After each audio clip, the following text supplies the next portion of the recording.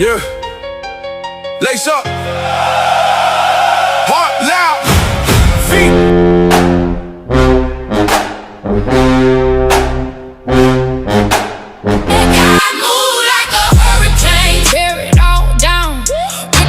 Are you ready?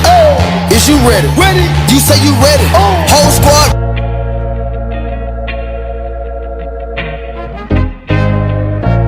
This is part 2. This is a continuation of our relationship talk. And I'm excited because you guys are giving us great feedback. And I want more of it. I want to soak it in. You want to feel it? Yeah. Like a sponge? Yeah. Or like when you sit in the tub after a long day and you soaking. So, you soak like a sponge. See, that's me right there. That's my time, my candles, my petals, my salts, my long soaks. That's me every day, all day. And then now I get to get some crumble cookies to have to enjoy with this. So yeah. Now when crumble cookie first came out, people saying it's overrated now, but when it first came out, you had a lot of people kind of you had the crumble cookie, nothing but cakes. Like people kind of trying to play crumble cookies now. Crumble cookies good because they say it's so soft in the middle, like kind of a little raw, but it's not really raw. It's just soft. It's really soft. Let me know. Okay, soft. Do you like your full cookie? Like, do you want it crunchy or do you want it soft? Like, no, I like a soft cookie. Even when we bake at home, I like to take them out a little bit early so you can the chocolate chip can kind of like melt when you pull them apart. Mm-hmm. Yeah. Okay. So look, y'all, we're gonna continue this conversation about relationships. It's Tuesday and we still talking relationships. We can talk relationships Sunday, Monday, Tuesday, Wednesday, Thursday, Friday, Saturday. Yeah. Look, we can talk relationships all day, every day. But look, we try to get the mood right. We try to set the tone for it start. And Lotta Holy was kind of talking a little bit before we started in her TikTok universe. So look, I know I'm gonna need a little help today. So look, before we get started, man, we're gonna be right back. We gotta go ahead and play this track for y'all. Once again, this show is sponsored by Medellin Event Center, 6350 Venetia Drive, Bow City, Louisiana. And look, let's play this first because I think I need help, y'all. He need help. He ain't gonna make it.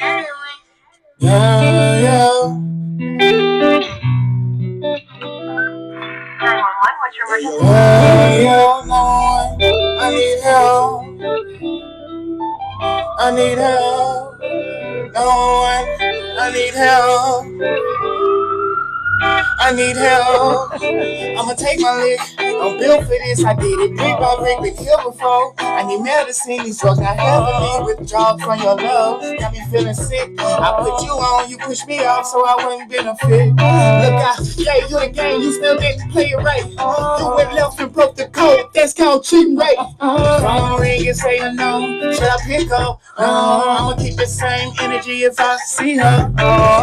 Part of my defense is just my mechanism. I'm so fucked up with this trust and it's fucking with me. Does it make it hard to love, but ain't nothing easy. You see that wall, just come on up if you coming with me. 911, I need help. Searching all on Google and I still can't find no help. Wait up in the pharmacy, one shit up on the shelf. Doctor, can you help? 911, I need help. Searching all on Google and I still can't find no help. See one shit up on the shelf. Doctor, can you help? Taking these meds, ain't none of them working. Thinking about taking the ad, can fuck with them Perkins. They like, what are your habits? I'm getting out nervous. Just take a look at my heart, it's out of service. You said that you wasn't gon' use me. Treated me like I'm useless. Stacey that Jackie clueless. But look, part of my defense is just my mechanism. I'm so fucked up with this trust and it's fucking with me. Plus it make it hard to love, but ain't nothing easy. You see that wall, just come on up if you're coming with me. 911, I I need help. Searching all on Google and I still can't find no help. Went up in the pharmacy, one shit up on the shelf. Doctor, can you help? 911, I need help. Searching all on Google and I still can't find no help. Went up in the pharmacy, one shit up on the shelf. Doctor, can you help? 911, I need help. I need help. No one. I need help. I need help. No one. I need help. I need help. No one. I need help.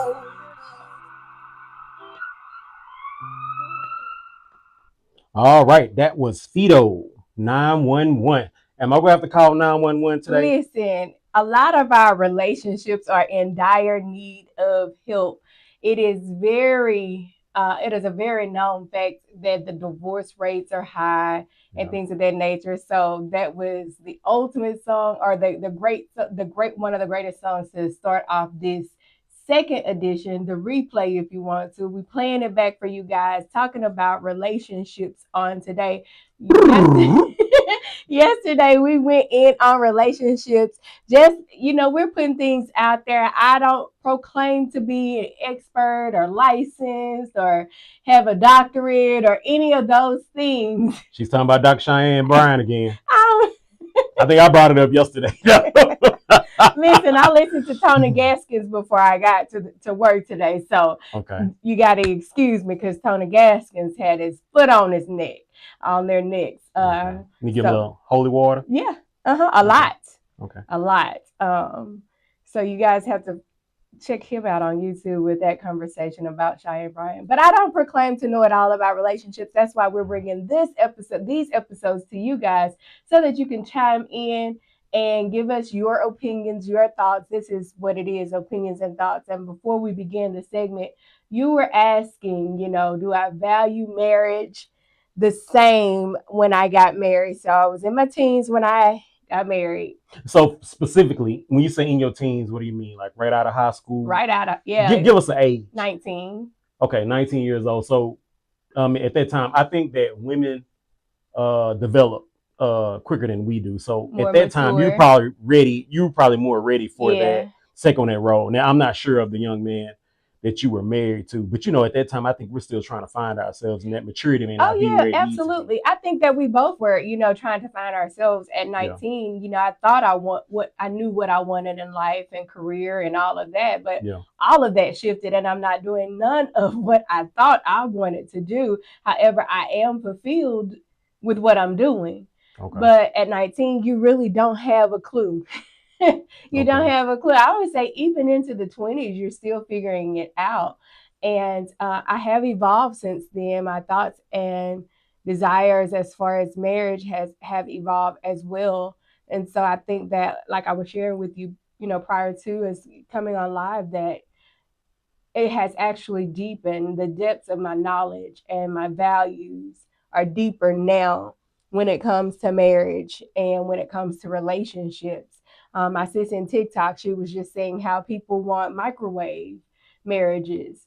And I think so as well. I think people like the accessibility, but not the accountability, as Carla mentioned on yesterday on Facebook. Shout out to Carla Renee, Sisterhood Podcast. Yes, definitely. Sisterhood Podcast. They are doing their mental health series this month as well. So you guys check in with the Sisterhood Podcast, because we need healthy people in these healthy relationships. Right. But I do believe everybody wants traditional love with modern loopholes. Expound. Modern loopholes. Look, you on a pressure cooker. I was on it yesterday. I was over sweating. So today, you didn't put me on the pressure cooker yesterday? Huh? Well, look, I tried, but I think you kind of overcame it. Oh, there you is. Yeah, you kind of overcame. Look, we in the dark today. Look, it don't look the way it looked yesterday, so I had the light with me. But I think, Lotta Holy here, she's about to anoint me today. But like I said, I want to try to flip the script before she go ahead and get me.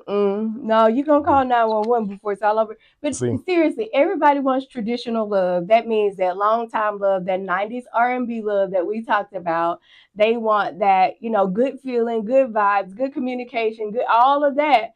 But the modern loopholes are this: you're my cake, but I want my ice cream, my strawberries, and everything else on the side too. Right. You are what I want and who I want, but I don't want commitment. I don't want, marriage. I don't want. You see what I'm saying? So those are the loopholes. Loopholes. That's what I call it. It's your way of getting the love that you want, but not having to commit to it. Be accountable for anything. So basically, y'all put a marriage on layaway. Oh, y'all. He included. Well, and I'm saying y'all, and I'm saying collectively, men and women, and whomever your spouse is. I feel like you put it on a layaway plan. On a layaway plan, and I can't think of a store that still does layaway plans. I think Walmart does it during holidays. Now, why you had to go? I'm trying to counsel the culture of layaway plans, and you're gonna come up with a solution. Oh, okay. I'm sorry. I didn't mean to do that. Okay. But even if they do during the holidays, that's when people either get into relationships, especially around matching pajama times. Yeah. Or they get out of relationships because they don't want that accountability. Before Valentine's. Really? Yeah. You don't want to spend all that money on Valentine's Day. Y'all heard that, ladies? I think, like you said, those seasons before Christmas, you want to put the matching PJs on. So you want to be in a relationship during Christmas and during Valentine's Day. You can spend a lot of money on Valentine's Day. Some people ain't really with it, That's why you see the Galentines, you see the, and, you see people like F love and all that, I guess they be trying to revolt against love. So.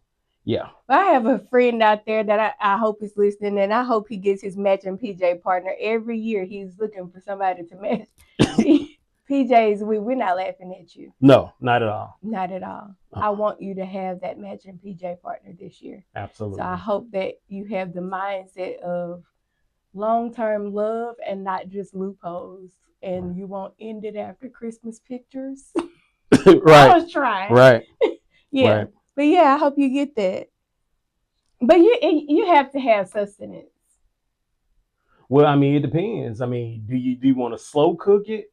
Do you want to slow cook this meal, or do you want to go ahead and go to the fast food restaurant and get? See that when you said that, the way the dynamic is now, a lot of people prefer that fast food. I don't feel like cooking today. Instead of like that old school love and that soul food, you in that kitchen. You wake up at 6 and you ain't done cooking until about 11. That's I think that's the beauty of it. Look, I'm from that, I'm from that era, I don't want to tell people my age, 47, but I'm from that era. I think things like that meant a whole lot more. Yeah. I don't think it means a lot at all today.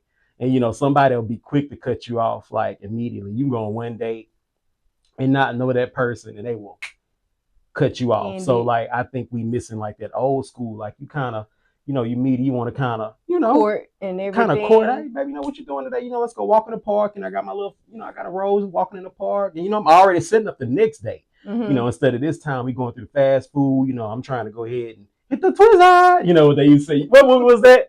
You remember the movie? I think Martin said that. Yes, I can remember. Was it Bad Boys? I remember the movie. I think it was the first Bad Boys. Okay. It may have been, but yeah, he said that. But like, you want to. I think if we brought that back and people actually really put the work in, I think that. So it sounds as if you're saying, and again, I'm not a therapist, but it sounds as if you're saying that you have to date with intentionality, because you said, when you're on that first date, you're walking in the park, you're already foreseeing, what the second date's going to look like. So you have to be intentional. Do you just give that to anybody, or you just start dating and that's just the goal, that's just who you are, or is that like on reserve for that person that you feel like is the one? It's the vibe, like what we talked about yesterday. It really kind of depends on like what you thinking and what you feeling about that person. Okay. Now if you meet somebody and you kind of get that vibe, like this might not work, so I'm not gonna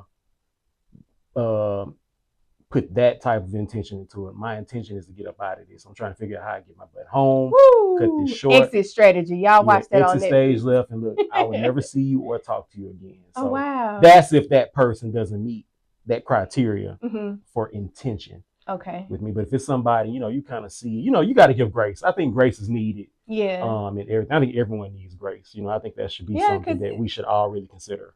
And dating can be just as stressful as any other thing that you're doing in life, especially like meeting someone for the first time. Yeah. You know, and having that encounter with them, building your nerves up to even go on dates nowadays with so much going on. Yep. It's crazy out here. Very. You know, what do y'all feel about like online dating and getting into the world of all the apps and stuff like that? It's safe. You think so? Oh yeah. Like I said, I can't speak for most men, but I can speak for myself. I don't mind being vulnerable on our talk show here. But rejection for some people can tear you down. It can tear you down and make you feel like nothing. Yeah. I think when you're online, it's easy to accept rejection, but then it's also easier when you're online to meet people because it's a smorgasbord of people out there you can talk to. You have multiple conversations with different people, and then you may be trying to see who, fits the fit that criteria. That's a word for the day, huh? That may be our word for the day, criteria. But I mean, I think online dating is safer. What about the catfish aspect of it? Like, you're not afraid of being catfish? Oh, man. When I was in college, this was before, like Facebook and all that. I think you had Class Club. No, is it Class Club? Don't put me in College Club, and you had Yahoo Messenger. Okay. So, actually, I went to McNeese State University. So, during that time, I was single, but I met a young lady on Yahoo Messenger. She was actually from here. So I got my best friend. Let me shout out to Tricky. Everybody know who Tricky is. That's Bruce Metcalf. That's my best friend. So we came home one weekend from school because I intentionally put in, I wanted to go meet this young lady. She had her own place. I'm like, we like 20. Yeah. Maybe 21. So we go to this place, and the way she described, she was nothing like that. So the way me and Bruce ran it, I was like, hey man, I'm gonna go up in here. And at the time, cell phones wasn't really hot. So I had you pay for your minutes or whatever. My sister actually gave me a little phone. It was long. And I was like, man, look, if I call you and hang up, that means call me and says mercy. He's out there in the car. Oh, he waited. Oh yeah. So man, when I called and hung up, man, he got me up out of there. I never talked to that girl again. I was hurt. You were catfish before. Man, yes, I was. I thought this girl was gonna be like Miss America, Lotta Holy, and she was not. She was not at all. She played me, but I should have noticed that. It was your dumb. Because on Yahoo Messenger, when she was typing those words, she wasn't spelling the words right. She did it a lot, and I felt like I should have probably actually got had a clue at that time. She wasn't typing the words right. She was misspelling everything. Everything was like run-on sentences and stuff. So I should have stopped it then. But I was like, maybe she rushing or busy cleaning, had stuff going on. So I gave her grace. You did. But that was my catfish experience. That was my catfish experience. So it was fun, but it wasn't fun. For online dating, pay attention to misspelled words, run-on sentences. Get the picture of the person. Look, we've advanced from his McNeese days. So get the picture of the person before, do a FaceTime and all of that. The reason why I question when you said it's safer, and I get the aspects in which you're talking about, like as far as the rejection and things of that nature. There was a young lady that, dated a guy online and went missing, and come to find out he killed her and dismembered her body parts. Somebody she met online. Oh, wow. And so it can be safe, but you have to put all the things in place, and you can never be just like too cautious with people. I feel like when you're in that aspect. So if you are into online dating, just be careful. Make sure the intentions and the person are exactly the same for that actual interaction. Are women still nurturing in relationships? Absolutely not. You feel that? Oh, no. Just gonna agree. No, Lord, no. Here it is. He's flipping the script. No. That nurturing. I mean, maybe in the beginning. Yeah. Maybe in the immediate beginning, but after that, no. Do men still protect and provide? Well, but okay, I would say yes and no, because we're in a different age and time. Things are more expensive. It's not, life is not as easy as it was. Like, the cost of living is like that. I mean, even though we're not living in a place where the cost of living is just really just, unbearable, unimaginable, but it is expensive. It's expensive. So what would be the compromise for that? And we'll go back to the nurturing or the lack thereof with women. But what would be the compromise in today's economy for, because everybody's dating, high value, this and that's coming up with that. So what would be the compromise in today's economy, for dating? Going Dutch, like, you pay for your I think you still have to have some of the traditional values. Yeah. I think most men, for the most part, would like to, be chivalrous and do that. Okay. But I think in today's, I don't think it should be looked down upon if that woman actually pay. I mean, I get the stereotype in in the way it may look to someone that woman is actually paying for their first date, but as a man, we want to know if they are just as committed as we are. Hold on, the first date? On the first date. How y'all feel about that? The woman paying for the first date? I think if a woman invests their money into you, they really, really have thoughts of or plans for you. I think if a woman actually invests their money into But you have the most invaluable asset that she has already if she's giving you her time. Okay, so in that first date, you think the time is more valuable than the money in that experience? Absolutely. If I take out time, now you have an insight to my life, like what all I do. Right. Somewhat. And if I take out that hour, 3 hours for a date night, and I'm obviously interested. What's the question? I think I think that's what I think it may be opposite for a man. Fellas, please, if I'm wrong, eat them up. Y'all eat them up, ladies. I think that us men don't value the money. We value the time. So like when we spend the money, we feel like, hey, I can go out and get it. I understand that may, I can take a loss. Okay. But I mean, we used to going out and get it because we are quite naturally providers. So that's something that we're used to doing. So I think the time may be more important for us when it comes to that. And and that's why I think I kind of said like, if you're investing your money in me, I know it's something different because it's not normal. Sure because it's not the norm. Yeah, it's not the norm. And I apologize because I had it misconstrued. I thought you were saying that that's the way that, that's the only way I know like you're definitely into me if you're giving me that, if you're paying for the first date and this, but make the exception here or the make it clear here that you're not saying that that's the only way that you're going to know. Like you will value the fact that she gave you her time. Right.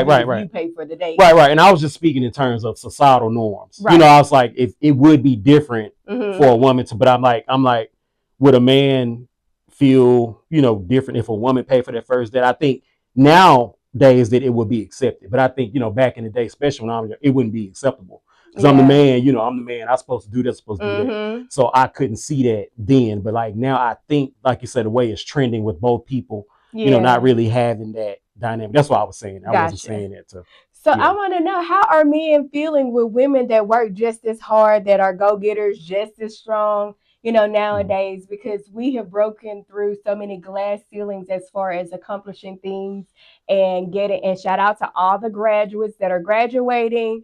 This is that time of the year where people are excelling in life, getting their degrees, and we just want to say congratulations to all the graduates, no matter what level it's on. It's an accomplishment in life. But how are men feeling with women that, you say you guys are supposed to do it, you the providers, but women that just go just as hard? Like, is it challenging to be in a relationship with a woman who is just as eager to provide, eager to strive for more and be more? It can be. It can be because what we just said, like a man is used to being like the top dog in the home, even though it shouldn't be looked at like that. But, the way in the Bible it says, the man is the head, which we know. I can, go further into that, but it can be, especially if I feel like I'm inferior, or I feel like, if I feel like I can't do anything for you, like I'll be like, well, why are you with me if I can't do anything? So it makes you question your value, ladies. Hear that, what he's saying.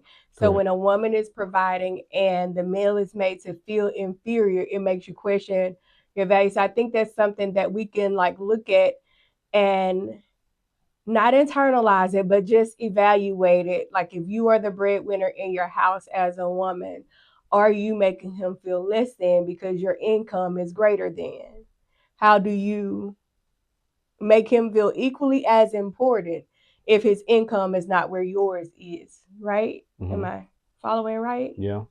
Because I mean, you look at it like money is power. You know, people can try to downplay that as much as you want to. Money is power. So if you the one doing this, you go, you may stroke your ego a lot. Hey, look, I'm doing this, I'm doing that. Yeah. So if I'm not doing this need to be done, that need to be done. You know, that become a thing. Okay, like, and the whole thing because you make more money than me. You know, like, yeah. Yeah. But I think like in strong relationships, yesterday we were talking about foundational relationships and what's good and, as far as holding a foundation down. But we shared about their communication and the vibe and, having all of those ground level things.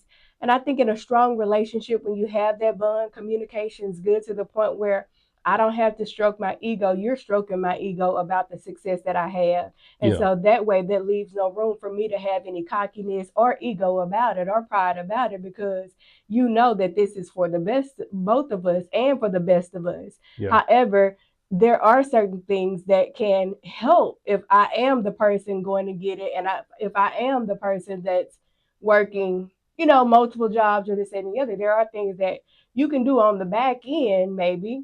Yeah. That can, alter how the perceptions and the views are.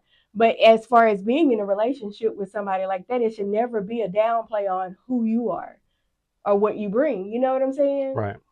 Yeah, like I said, that mentality that's definitely a big deal, like your mentality. Yeah.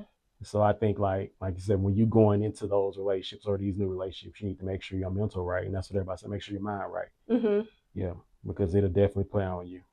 Exactly. And then you have like all these outer influences. And that's why I say like social media has definitely been a big deal when it comes to relationships because you'll see this even if you're not hearing it. Back in the day, pre this, your girl, well, oh my man, my man doing this and that, and then you think like my man don't do none of that. You know what I'm saying? And then now, social media, you can see everybody like this person bragging about this man that, and then you think about yours, that person, like, and then there you go. The highlight reels, they're showing you what they want to show you. As my friend Latanya Houston over at Imperial Realty Group, she shared with us in a women's conference that people show you the highlight reels of their life, what they want you to see. Who wants you to see the negative? Who wants you to see them getting cursed out by their significant others? And no, she's going to show you when he sent flowers. Yeah. She's going to show you, her chocolates, and it's not Valentine's Day. You see what I'm saying?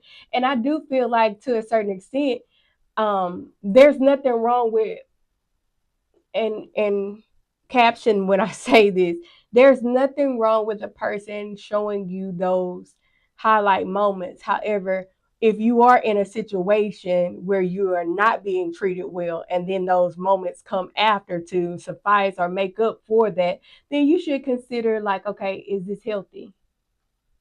Where you're being domestically abused and then you get flowers the next day, you get a week of good treatment and then no, that's not where you go to social media for validation to make it okay with what's going on. That's true. That's exactly how I go. Yeah, we live in a situationship culture where we get into these situations and we get locked in, we get bundled in, and we feel like we have to stay. But I just want everybody to know that you have to value you as a person. Yeah. Initially, yesterday we talked about how healthy people create healthy relationships and how your appetite changes. At this stage in my life, I've healed through so many things. I have broke through so many things, broke off so many strongholds. It's just an environment that I want around me, and that's no compromise on that. Man, I wish we can get like some millennials, maybe some Gen Zs, Gen Xs, so we can get like different perspectives and see if there's any difference, among the time frames about how they think relationships are, what they see relationships. So I think that would be really cool. Hopefully that's something we can do one day. And educate them, on, and that's something that we are offering in the Young Ladies in Media. It's not just a total media program, but it is also life skills because we need some of those soft skills. We're talking about posting, what to post and what not to post on social media, identifying, establishing healthy relationships. Leona Gray is going to bring that segment for us, and I'm so excited for these young ladies that are going to participate and be a part of that. it's way more than what people see at face value that these young ladies are going to get. We only have 6 more available spots for this program. Okay. And look, I want to do this. Look, I want to bring a little controversy to what we got going on. This is going too smooth. You see, she's bringing this information. Okay, so we've been in relationships, right? Uh-oh. So, here we go. Okay, in your lifetime, do you know how many relationships you've been in? I know a woman, y'all probably do. You probably know the names, how long, but it's going to lead to my question. Okay. Yes, I know how many relationships I've been in my lifetime. Okay, so this is including the marriage. So I'm just saying the relationship. Mm-hmm. What has been the best relationship you've been in, and why was that? But don't give the why it didn't work out or whatever. Yeah. Just what was the best relationship you ever had, and why was it the best relationship you ever had? I would say my marriage. That was the best relationship. I didn't have any pressures. I didn't have any. It was the first person I ever talked to, so I didn't have anything to judge it by. Okay. And this person's probably like your best friend. What now? No, I was saying just going back to, because you said that was your best relationship. Yeah, at the time, yeah, I would say like we became best friends. So let me just put this out there. So here we go. He wanted it. He wanted it. All the smoke. Okay, so I graduated from Huntington High School, but my ex-husband and I, we went to Byrd High School together.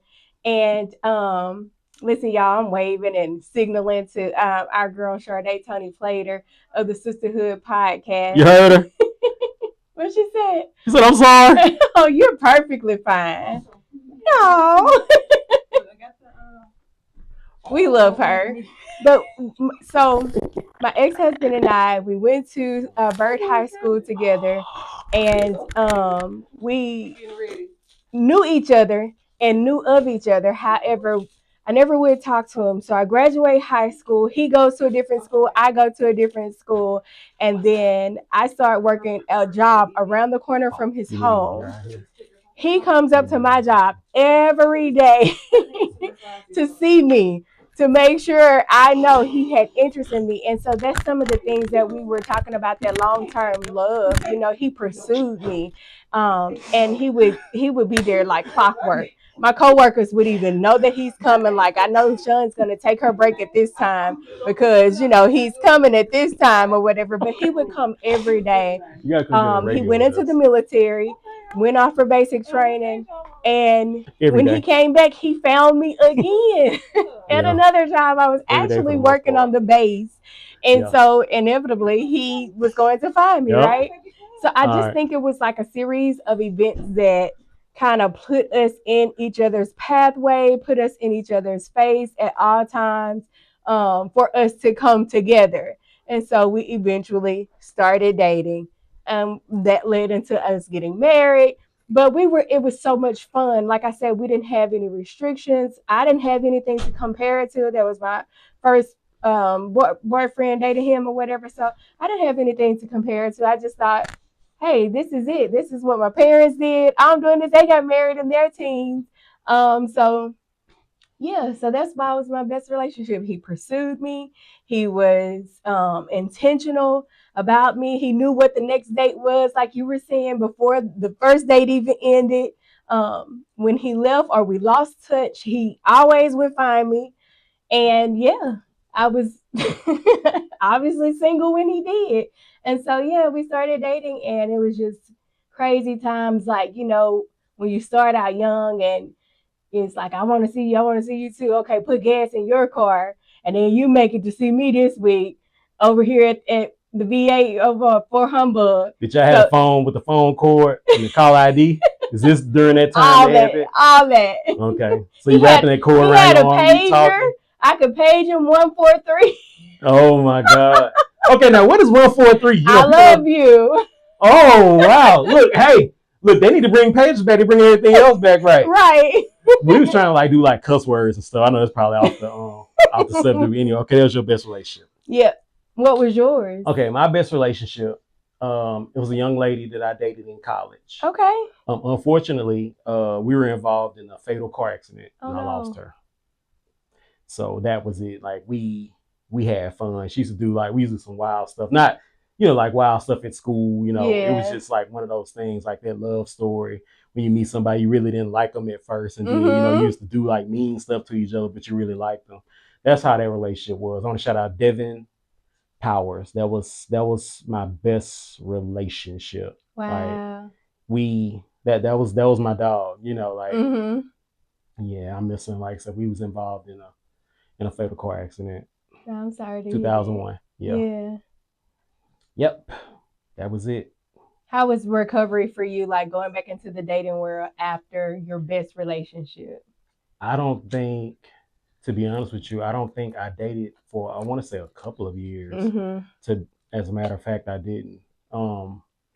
It was a lot behind that. And I guess that maybe as the topics go, we can it'll be easier for me to discuss it. Yeah. But it was just one of those things. Like the weekend it happened, we went to school. We went to McNeese together in Lake Charles. So I'm here from Shreveport, and she came to Shreveport with me to meet my people. Oh. So it was during a weekend that the fair was here. Gotcha. So we had the fair, and at that time they had Club Stars out there by South Park Mall. Okay. So we came, me, Bruce, Q, Candace, we all came home. We rode my crowd a little gallant. So we came home that weekend, and we had a blast. We got along really good with no arguments. We just had like so much fun. She got to meet my people. And I actually thought that, that she would be, the one, when somebody meets your people, there's a strong possibility. Level. Yeah. Now my first love, she also met my people. Now my first love, that was another one of the relationships. We was young. So I not really knowing what a relationship truly was. So I would say that, but then again, I'm like, I was kind of young, trying to figure it out. But once I kind of came to my senses, like that college relationship, that was like, that was great. That was everything I needed. For the short time I actually had that, that was it. And like to see the flower actually growing, and then all of a sudden it dies, like the flower, what I'm saying? That's like the both of us, it was kind of different. Yeah. Very scary. But yeah, it kind of changed my perspective. So anybody that I deal with, I try to show them that I appreciate them. I may ask them, a lot about, do you love me? I love you. Because I've lost somebody, and I guess I like that reassurance. Yeah, so I may do that a lot, and I do that a lot for people that I care and love for. But yeah, that was my best relationship. Okay. My favorite relationship. Now, do you want to tackle the worst? Oh no, we will not go there. Oh, look, we can't do good and not talk about that. We can tackle the worst relationships off air. Oh my God! So, look, you don't have to be specific with it when you talk about it. That's dirty laundry, and it belongs in the washing machine, not out here. Well, I think you can talk about something without talking about it. Okay, so the worst relationship. Hold that thought. Look, we're gonna take Get me ready. We're gonna take a quick commercial break before we actually talk about that. Man, oh my God. And we trying to stay, in this mood with relationship talk.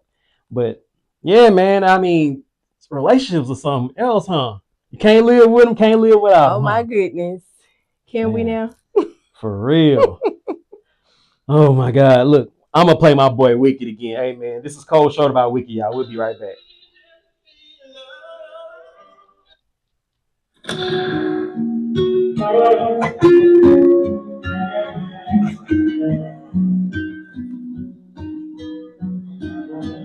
WYKIDD.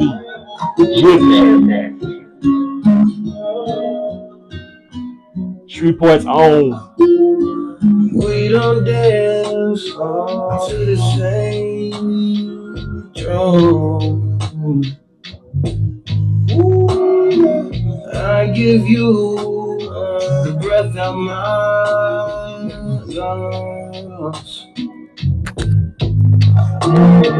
and I don't know what's left to say.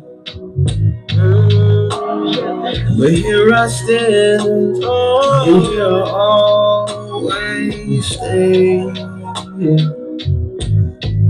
'Cause you made me.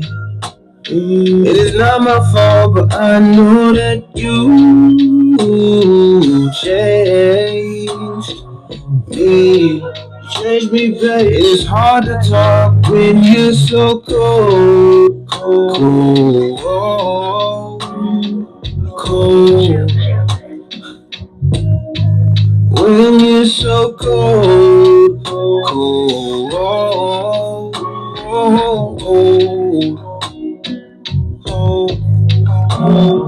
I wait for you. Wait, babe.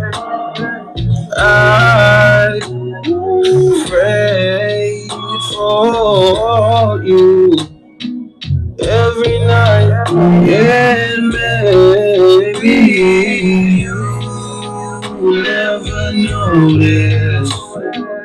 Maybe you didn't understand the love you claimed. I just wish you'd share. Cause you blame me. You blame me, babe, but it's not my fault. But I know that you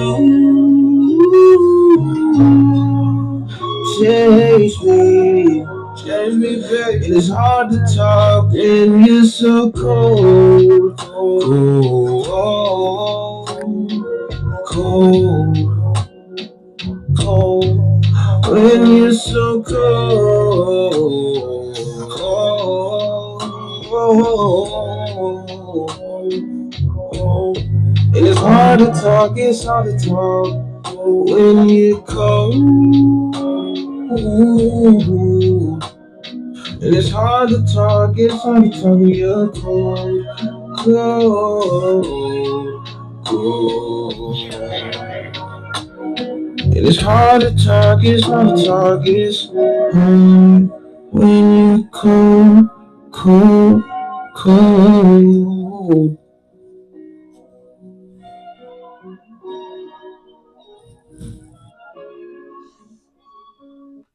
It's definitely hard to talk when people are cold. Yes, that was your boy Wicked. Please check that young man out. Very talented young man. Absolutely. So before we went into the break, I think we may need a minute before we talk about the worst because I think that may bring a lot of questions. We start talking about the worst relationships. Look, do we got a little local news we want to talk about? Absolutely. Okay, local news for the save. I appreciate that. In our local news, there has been an update as far as the Louisiana lawmakers are debating new congressional maps, as we already know after the U.S. U.S. Supreme Court struck down the current map. So there's still an uproar behind this because we shared this last week on how, or was it? Yeah, last week when Super P was here. Shout out Super P. Governor Jeff Landry and the lawmakers are under a lot of pressure just to finalize new maps. However, they were talking about pausing the elections and all of these things that's never been done, and it's so unfair. So we just want to pay attention to what's going on around us and the climate that we're living in Louisiana, and we want to make our voices heard. Takeover TV is starting an initiative called On the Ballot in other news, local news, and we want to definitely pay attention to those that are on the ballot and what they have to say. I'm hoping those that are running for commissioners, mayor, all those titles will go on the ballot and just let their community know what they are proposing for their community so we can know the candidates a little bit deeper, because sometimes, like I shared, we don't get to know them or their proposals until they're about to run. What have you done thus far and what are you providing to us? So I just want to know.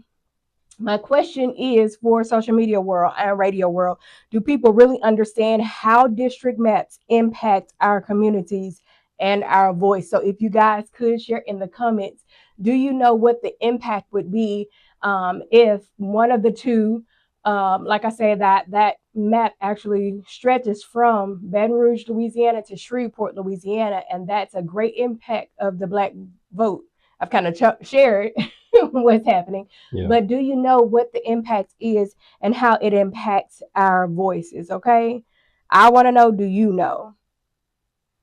Did you see what the governor said? I know, we don't really talk about politics like that, No. but it was saying that, if the teachers don't get a raise, no other entity as far as state employee getting raises. And I know it ain't nothing to really talk about, but did you see It that? is something to really talk about because education should be a great importance. And I'm not, saying he's right or wrong or anything, but it should be valued at a higher level than it has been in Louisiana. We can see the shift that education has taken over time. When I was going to school, I used to have a rolling backpack. For shout out to everybody that went to Our Lady of the Blessed Sacrament Academy. But I rolled a backpack because concerns of scoliosis and having those large books and all of those things. Nowadays, kids don't wear the books. Where and I understand that a lot of people would argue, it's not what's in the books that matter because we have to teach our kids their history and educate them as well outside of the school curriculum. I do agree. However, I feel like they should be valued. The teachers should be valued. The educators, it should be taken a lot more seriously because they do implement and make an impact on our future. Okay. And I'm just speaking on that, and I know we can move on. Yeah. They were saying that I think what the issue with that particular thing was that they were saying that the citizens would actually pay for the raises, and instead of maybe finding another solution or seeing if it was in the budget or maybe some type of funding coming from a federal source to give permanent raises to teachers. And I think the issue is that the citizens don't feel that, and I'm not speaking for anybody. I'm just saying based on what I heard, like the citizens don't want to have to foot that bill when there's other things that need to be footed as well. So, well, when we pour into our small businesses and pour into our communities, there will be funds available. Yeah. And when I say pour into our small businesses can bring a lot of attraction. Shout out to Sip House, Vegans on the Run. Yeah. These downtown entities that are established that can bring money and revenue into the area. These can become an attractions. And if we support them, business pay taxes as well. So we have ways of allocating the funds and going about having those funds available for our educators. Let's just get to work, Shreveport. We're not going to sit back and point the blame because they're saying, oh, it's on you guys. Well, how can we do this? Right. What are our options? What's the solution? Let's get it done because, again, educators matter. Absolutely. I won't go on a soapbox about that. I ain't going to even stop you with the local news and events going on. I know I said I just wanted to say that because that was something that I seen on social media. Yeah, no, I support educators. I know, quite a few from right here, Dr. Morgan Poole, Dr. Kimberly Lumsey, right here from Shreveport, Louisiana. Shout out to those people. Yeah, and we definitely want to ensure that they are getting, you can never, in our professions, medical, educators, you can never get paid in a sense for what you do because it's a calling, right? Yeah. And so you do it from the heart, you have compassion, and some of these teachers form, holistic bonds with these kids where they're caring about the child's education, they're caring about their well-being at home, and it goes beyond the classroom. So we definitely want to, make sure that they are having the income that will compensate for their livelihood as well as what they pour out. I got you. So look, what type of events about to be popping in Shreveport Bossier? Well, in other news, we have Juneteenth coming up, but before that, I believe the Shreveport alumni chapter of Delta Sigma Theta, they are having their 5K run walk at the Bill Cockrell Park. Mm-hmm. And with that, I am so excited because it's to combat obesity. Right. And we want to protect our hearts. We want to protect our kidneys, our lungs, all of our internal organs. So that is taking place. We want you guys to definitely go out and be a part of that. We also have Juneteenth weekend. Okay. So you're nominated for, something. You said what? You're nominated for. Well, we are nominated for the Good Vibe Award at Social Con. So, shout out to the Social Ghosts. They are. And also shout out to Miss Taylor, who's the also recipient of that award, and we wish her the best of luck. And hope everything falls in her favor. And also with ours, we are going to be good sports and we support. And look, Miss Taylor, I got to get at you. I already know what the business is with that, but yeah. Okay, Miss Taylor, y'all connect and contact. So definitely, Social Con is taking place, and they are at a new location, 211 Market Street, Okay. for their event that's taking off on Juneteenth weekend, June 13th to be exact. So you definitely guys want to go out there. Like we said last time, don't complain. There's nothing to do in Shreveport. There is plenty to do. Get out there. We had the International Rose and Wine Festival. They kicked it off, had a great success as always with that. Shout out to the Social Circle. Those pictures are really beautiful. Yeah. Everybody took beautiful pictures. It's so good to see us come together and just have a good time in peace. Yeah, I live vicariously through the pictures. I was at work. Right. So I thank you guys for posting those pictures because it made me feel like I was there. So shout out again to the Social Circle. We also have Artish coming up. Yeah, and I think it's that day before. Is it the day before or the day after? It was the same weekend, or is it the same day? Same day. Oh, the same day. And the next following day. So that's June 13th and 14th to be, Okay. So you guys definitely want to go out to Artish as well. So I'm excited. Shreveport has quite a few things going on. This is Mental Health Awareness Month. And I want us to be aware of our mental health. Where are we? What are we doing? How are we healing as a community? I want us to pay attention to the things that are happening around us and how it is affecting us. We had an event here in Shreveport that impacted a family, but it also impacted surrounding events. I felt like it was felt throughout the community. Right. And, we don't want to carry what happened, but we want to care. Yeah. That's something Dr. Burrow Cawthorn shared with me, learn how to care without carrying. Yeah. And so in that sense, you can care about the nature and the well-being of others, but not carry their problems, but be communal, as in, extend those resources, that helping hand and things of that nature. So mental health is very important. We need healthy people to establish healthy relationships, as we said today and yesterday. And that's something that I want us to pay attention to. And we have the Sisterhood Podcast, who's done a phenomenal job with their mental health segment.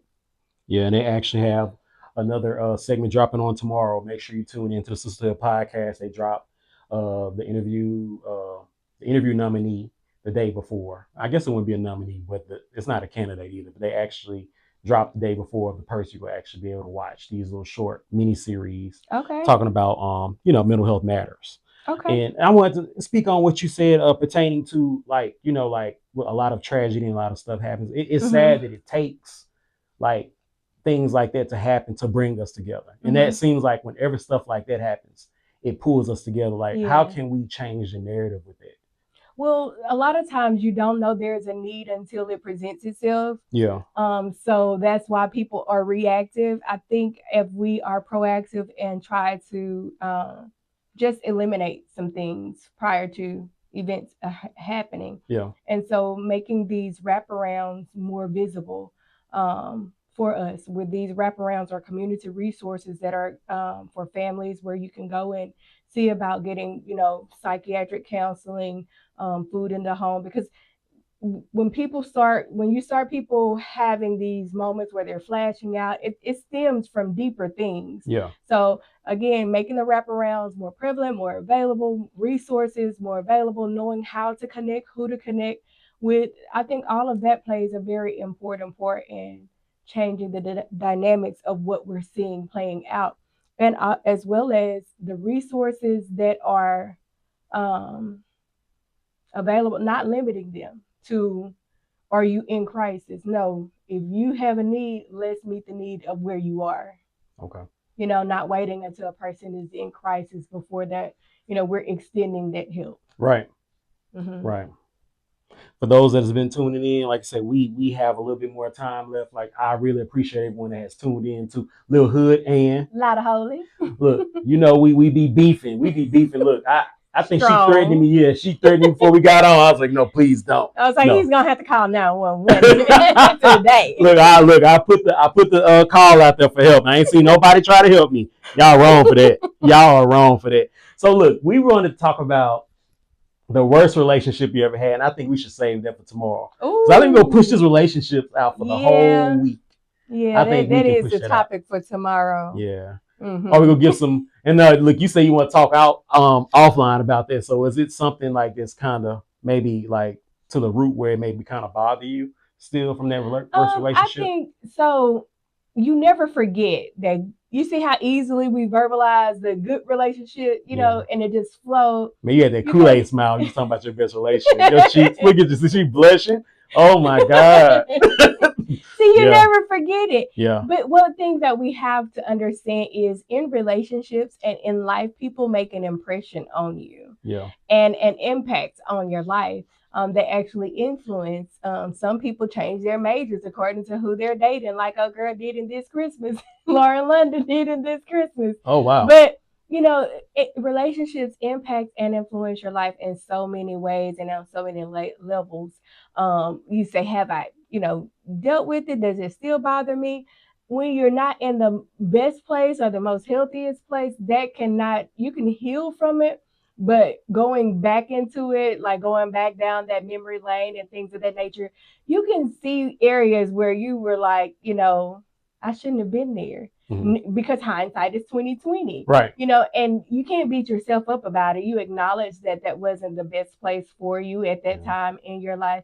And of course, I've moved on in life and I've evolved and grown in so many areas.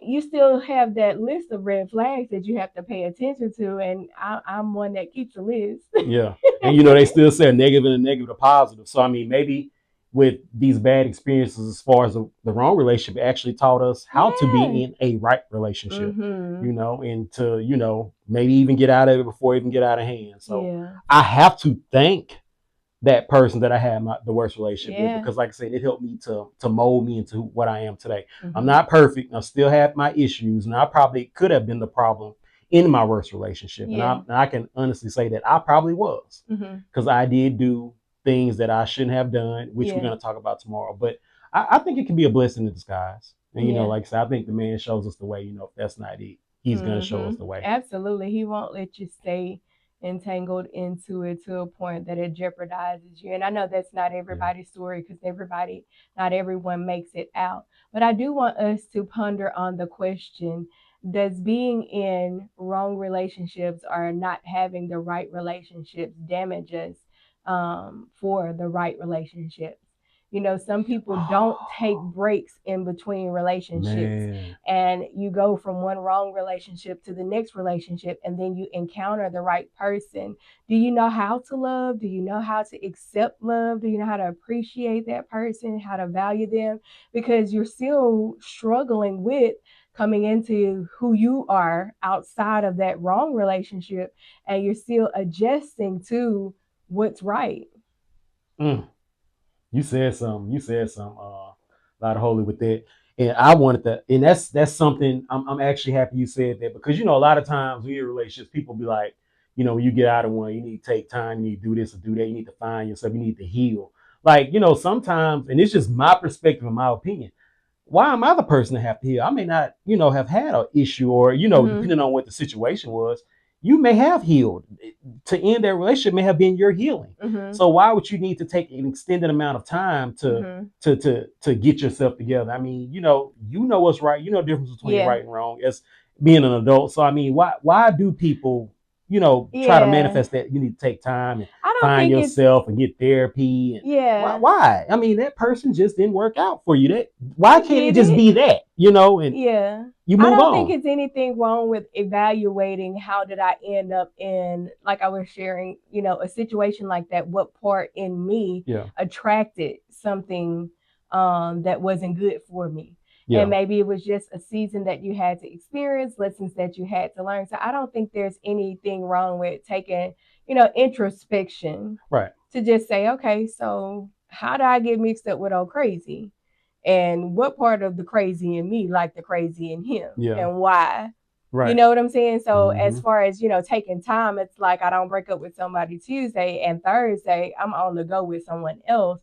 No, let me give myself like some time to just evaluate like what's going on in my mental. How am I? Am I okay? Because I just said people do impact your life. So You just want to make sure you're in a good place and you are healthy just because you feel like the end was healthy, but are you healthy though? Right. Because there's something in you that's attracting unhealthy. Yeah.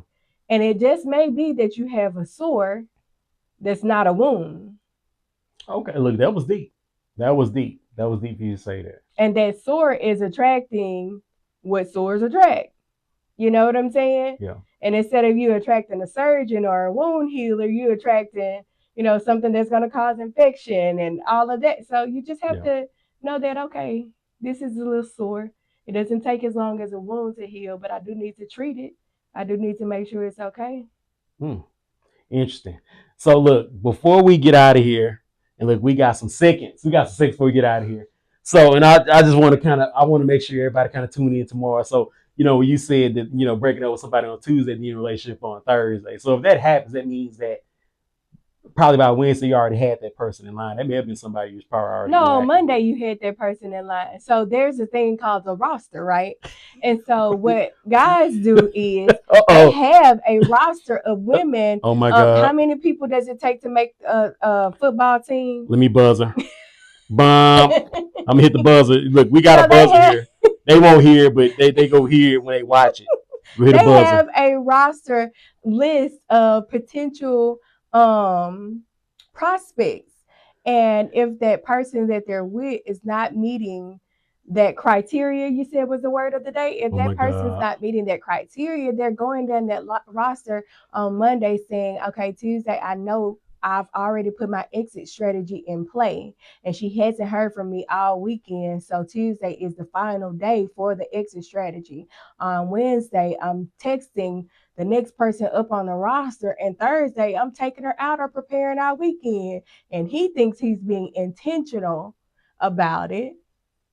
And look, before she carry on with that, look, we need to add the exit strategy to relationships, and we're going to talk about that also when we get into the look. The exit strategy should be a part of what we're going to talk about tomorrow. Yeah. Look, I am a little hood, and I am a lot of holy. And look, we'll be here tomorrow at the same time. Roughly, BP time. If you know what BP time is, roughly between the 12 and 1-ish, all up in there, depending on how the internet want to react with us and how all the other forces we have. Right. Hey man, it's been great. I really love this. I mean, a lot of holy. You see, she kind of come with it. She be side-eyeing me, y'all. So pray for me when we get off it, because I don't know what's about to happen when we go. But look, we go. Holla!